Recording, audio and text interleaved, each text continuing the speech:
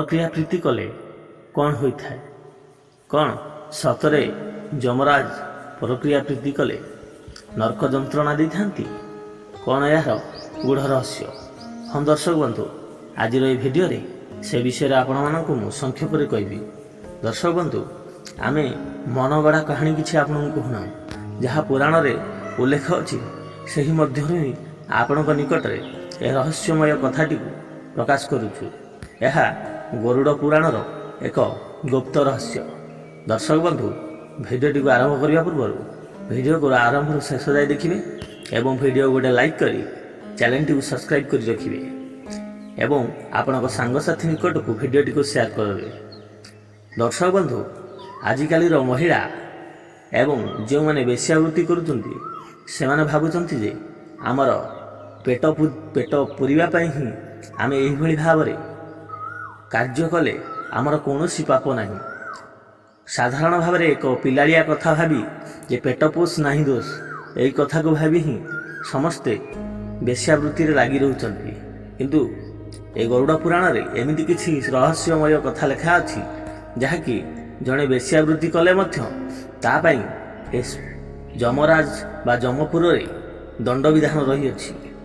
सेत गला वेश्यावृत्तिर कथा। एबे कथा आवा जो नारी माने निज स्वामी थाउ थाउ परक्रिया प्रीति रे लिप्त रही थांती। जदि तांकर स्वामी टिके असुंदर बा टिके बुढ़ा हो जाई थांती आजिर महिला माने तांकर स्वामी को छाड़ी अन्य पुरुष संगे संबंध रखी थांती एवं तांको सहित मध्य प्रायतः महिला घर छाड़ी मध्य पळी थांती। तांकर निजर छुआ पिला मध्य छाड़ी पळी थांती। एही महिला माननक पय जमराज केउं प्रकार दंड विधान करिथंती एवं भगवान नारायण केउं दंड विधान लेखिकी देइछंती जमराज को जहा फल कि एमाने पाई थांती। दर्शक बंधु एही महिला माने केबे ही कौन हम आगत भविष्य कौन हम से कथा चिंता न करी यही भाव निजे परक्रिया प्रीति रे लिप्त रही थांती।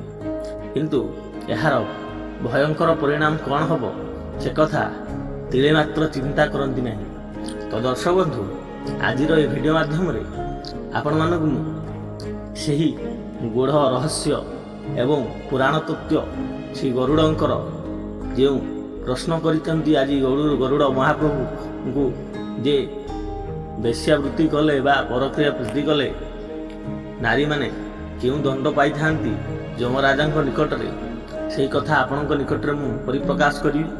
दर्शक बंधु आशा करे भिडियोटी आपन को भल लागिबो। यदि भिडियोटी भल लागे कमेंट रे जय श्री राम बोली लिखिदेवे। दर्शक बंधु ए गरुड़ पुराण रे उल्लेख अछि क्यों पाप कले केउं भली भाव दंड मिली थाए। आपण गोटे पिंपड़ीटे मारले मध्य ताहापाई दंड विधान अच्छी। यदि जन को मिछ कथा कहिबे जदि जन को ठकिकी जनकर संपत्ति आनी खाइबे तापाई मध्य दंड विधान अच्छी। आपण ए पृथ्वी रे जेकोसी पाप करंतु ना नहीं आपण भावुथिबे जे कोन एई पापर दंड किछि नथिबो। किंतु ये गरुड़ पुराण रे सबु किछि जेते पाप अछि सबु पापर ही यही गरुड़ पुराण रे उल्लेख अछि जे केउं पाप कले केउं दंड मिली थाए एवं से दंड बहुत भयंकर ताहा आपण माने निजे स्वप्न रे सुधा भाबी नथिबे जे एते भयंकर से दंड विधान। तो दर्शक बंधु ए गरुड़ पुराण रे उल्लेख अछि जो नारी माने परक्रिया प्रीति करती से कुंभीपाक नरक पड़ती। कुंभीपाक नरक को आपण को मु वर्णना करी कहूँ जो सेठी जलंता निया बा तेल कड़े जहाँ को कहती जलंता तेल कड़े फुटुथिबो से तेल कड़े रे नहीं प्रथमे जो मनीष मरी थाए बा जो नारी परक्रिया प्रीति करी मृत्युवरण करी थाए ताकू दमदूत माने नहीं जमराजर एक बड़ नरककुंड अच्छी जार नाम बैतरणी बोली कहुई। बैतरणी नदी बा से कहुई। अनेक प्रकार सरीसृप एवं विभिन्न विषाक्त साप आदि ବିଷ୍ଠା ଭାସୁଥିବ ସେହି ନର୍କକୁଣ୍ଡରେ ନେଇ ନିର୍ଦ୍ଧମ ମାଡ଼ ମାରି ସେଇଠି ଯମଦୂତମାନେ ସେହି ମହିଳାକୁ ବା ଯେଉଁ ବେଶ୍ୟାବୃତ୍ତି କରିଥାଏ ଯେଉଁ ନାରୀକୁ ସେଇଟାରେ ବୁଡ଼େଇ ବୁଡ଼େଇ ବାଡ଼ାନ୍ତି, ପୁଣି ପକାନ୍ତି। ଯେତେ ଖାଇବା ପାଇଁ ମାଗନ୍ତି ବା କ୍ଷୁଧାରେ ତଣ୍ଟି ଶୁଖିଯାଏ, ଭୋକରେ ପେଟ ମୋଡ଼ି ହୋଇଯାଏ, ସେ କହିଲେ ମଧ୍ୟ ତାଙ୍କ ମନରେ କୌଣସି ତିଳେ ମାତ୍ର ଦୟା ନକରି ସେ ନିର୍ଦ୍ଧମ ମାଡ଼ ମାରି ସେହି ବୈତରଣୀ ନଦୀ ଭିତରେ ବୁଡ଼େଇ ବୁଡ଼େଇ ତାଙ୍କୁ ଦରମରା କରି ଶେଷରେ ଦକ୍ଷିଣ ଦ୍ୱାରରେ ନେଇ ଶ୍ରୀ ଯମରାଜଙ୍କ ନିକଟରେ ଉପସ୍ଥିତ କରନ୍ତି। ଏବଂ ସେହି ନାରୀମାନଙ୍କୁ ଦେଖିଲା ପରେ ଯମରାଜ ରାଗିଯାଇ ଚିତ୍ରଗୁପ୍ତକୁ ଆଦେଶ ଦିଅନ୍ତି ଯେ ଚିତ୍ରଗୁପ୍ତ, ତୁମେ ଯଥାଶୀଘ୍ର ଏମାନଙ୍କର ପାପ କର୍ମ ମାନ ଦେଖାଅ। ତ ସେତେବେଳେ ଚିତ୍ରଗୁପ୍ତ କୁହନ୍ତି, ପ୍ରଭୁ ଏମାନେ ପୁଣ୍ୟ କିଛି କରିନାହାନ୍ତି।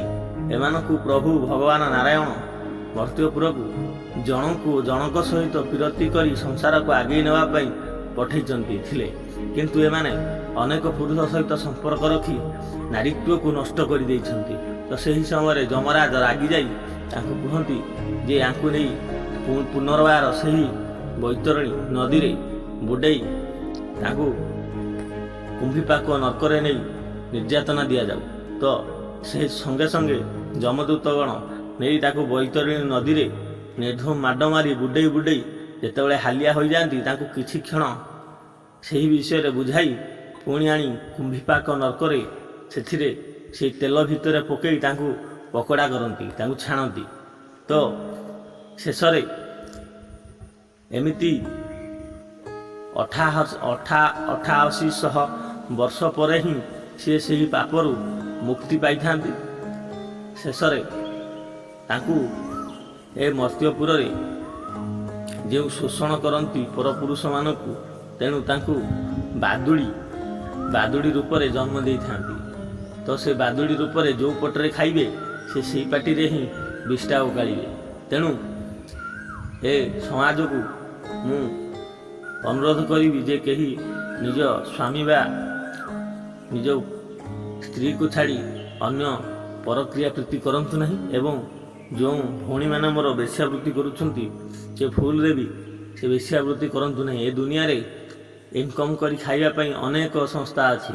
ଭଗବାନ ଜନ୍ମ ଦେଇଛନ୍ତି ମାନେ ନିଶ୍ଚୟ ଆପଣଙ୍କ ମୁଖରେ ଆହାର ଦେବେ, କେମିତି ତାଙ୍କୁ ସେ ବାଟ ଜଣା। ତେଣୁ ସେଇ ପାପ ନ କରି ଆପଣମାନେ ସତ୍ ବାଟରେ ଚାଲନ୍ତୁ, ସତ୍ ପଥରେ ଚାଲନ୍ତୁ। ନିଶ୍ଚୟ ଆପଣଙ୍କର ଭଗବାନ ମଙ୍ଗଳ କରିବେ। ଏବଂ କିଛି ହେବନି ବୋଲି ଭାବି ଯଦି ଆପଣମାନେ ଏହି କଥାକୁ ଅଣଦେଖା କରି ଯଦି ଆହୁରି ପାପ କରିଚାଲନ୍ତି, ତାହେଲେ ଭବିଷ୍ୟତରେ ବହୁତ ଭୟଙ୍କର ହେବ। ନିଶ୍ଚୟ ଦିନ ନା ଦିନେ ତୁମେ ମୋ କଥା ମନେ ପଡ଼ିବ ଯେ ମୁଁ ୟୁଟ୍ୟୁବରେ ଗୋଟେ ଭିଡ଼ିଓ ଦେଖିଥିଲି, ଏହିଭଳି ଭାବରେ ଜଣେ ଭାଇ କହୁଥିଲେ, ଏହା ସତ୍ୟ ଥିଲା। ତ ଦର୍ଶକ ବନ୍ଧୁ, ଆଜିର ଭିଡ଼ିଓଟି ଏତିକି। ଯଦି ଭିଡ଼ିଓଟି ଭଲ ଲାଗିଥାଏ କମେଣ୍ଟରେ ଜୟ ଶ୍ରୀକୃଷ୍ଣ ବୋଲି ଲେଖିଦେବେ। ଜୟ ଜଗନ୍ନାଥ।